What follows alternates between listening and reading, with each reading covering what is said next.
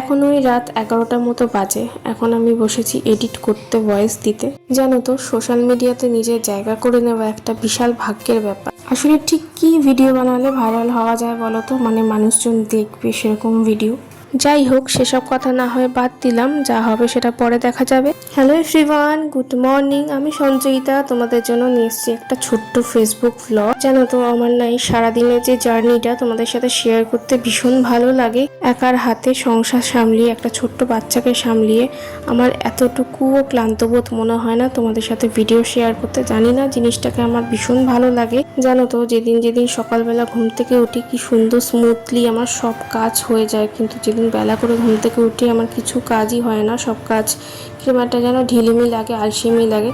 তাই জন্য না রোজ ভাবি যে তাড়াতাড়ি করে ঘুম থেকে উঠবো। যেহেতু মাম্মামটা রাত্রিবেলা জেগে জেগে ওঠে, আমারও আর ঘুম থেকে ওঠা হয় না। প্রথমে ঘুম থেকে উঠেই বিছানাটাকে ভালো করে পরিষ্কার করে নিয়েছি, তারপরে বাসি কাজকর্ম যা ছিল সবই সেরে নিয়েছি। তারপরে মাম্মাম আর আমার কিছু জামা কাপড় ছিল, সেগুলো কেচে নিয়ে ডেটল জলে ভিজিয়ে দিয়েছি।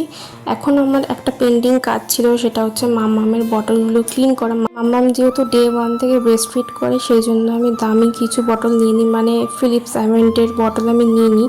আমি লাভের বটল নিয়েছি, এটাও বেশ ভালো। ও তো শুধু জলই খায়, জল জুস এগুলোই খায়। বটল ছাড়াও যেটা জল ফোটানো হয় সসপ্যান, সেটাও, আর যেটা জল রাখা হয় থার্মোফ্ল্যাক্স, সেটাও ভালো করে বেবি ক্লিনজার দিয়ে ক্লিন করে নিচ্ছি। আর বেবি হেয়ারের ক্লিনজার আমি ইউজ করেছি, আমার তো এটা ভীষণ ভালো লেগেছে।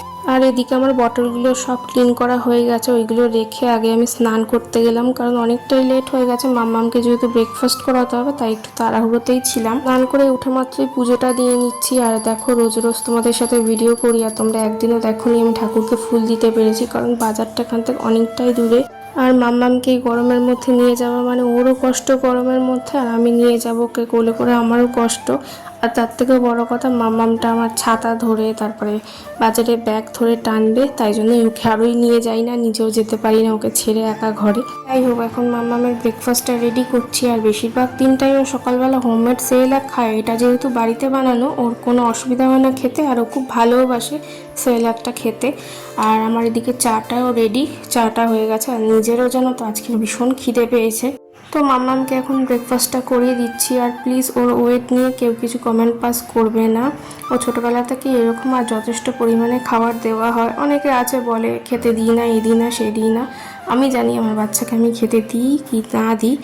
যাই হোক, এদিকে মাম্মামের বটলগুলো ফোটাতে বসিয়ে দিয়েছি, আর এদিকে দুপুরের জন্য লাঞ্চ বানাচ্ছি। তো আজকের মতো টাটা।